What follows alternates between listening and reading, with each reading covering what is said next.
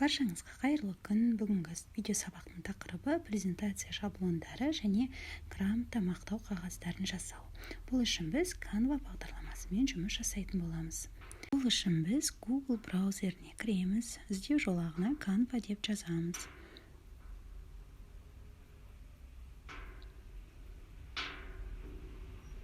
Бірінші тұрған сайтқа кіреміз, яғни canva.com, шаблон дизайн, редактор, фото деп тұр.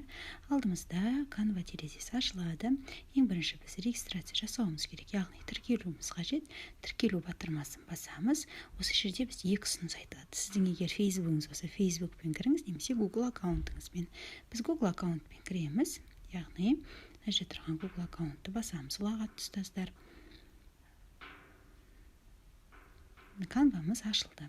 Сұрады, сіз оқытушысыз ба, әлде оқушысыз ба, бизнес үшін керек па деп. Әрине оқытушыны басамыз, әрі қарай жұмысты бастаймыз. Қалғанын бәрін пропустить етіп алуымызға болады. Маңызды емес.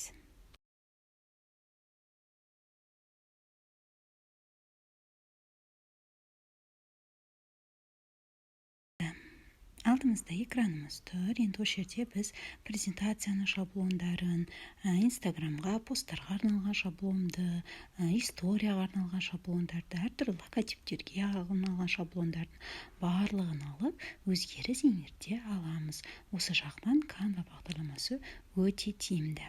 Мысалға, презентация дегенді басайық осы жерден.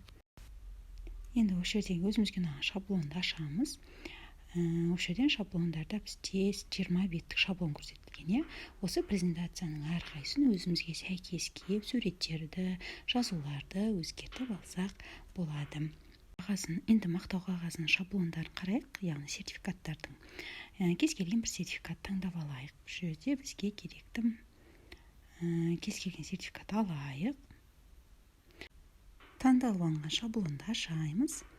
Ашылғаннан кейін бізде пайда болады. Бұл жерде біз бәрін өзгерте аламыз. Мысалы, сертификат дегенге мадақтама деп жазсақ болады. Мадақтама. Бұл кімге беріледі? Мысалы, ұлағатты ұстаз деп жазып қояйық мына жерге. Осының төменгі жақтарында мысалы қолдар, осылардың бәрін өзіңіздің жұмыс істейтін мекемеңізге байланысты өзгертіп алсаңыздар болады. Енді осы берілген, өзгертілген слайдтарымыз болсын, мадақтамамыз болсын, логотипті көшіру үшін поделиться батырмасын басамыз және скачать дегенді басамыз. Осымен жүктеп аламыз. Төменгі жақта жүктелінді. Логотипімізді құрастырып көрейік. Ол үшін жаңағы жоғары жерге барып, логотип дегенді таңдаймыз. Мына жерде әртүрлі шаблондар шығады. Соның бірін таңдап, ұстаз деген сөзге логотип жасап көрейік. Ол үшін мысалы MS дегенді таңдадық. Осы жердегі жазуды белгілеп аламыз. Ондағы уға өзгертеміз екеуін. Шрифттарды өзгерту үшін белгілеп аламыз. Жоғары жақта бізде шрифт көрсетілген. Қазір China дегенде тұр. Осыны алып, Amazing дегенге өзгертеміз екеуін.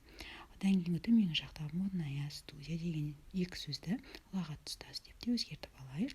Олардың да шрифттерін өзгертіп, түстерін өзгертіп аламыз. Әрі қарай жүктеп алу үшін осы логотипімізді поделиться деген батырмаға басамыз жоғарғы жақтағы.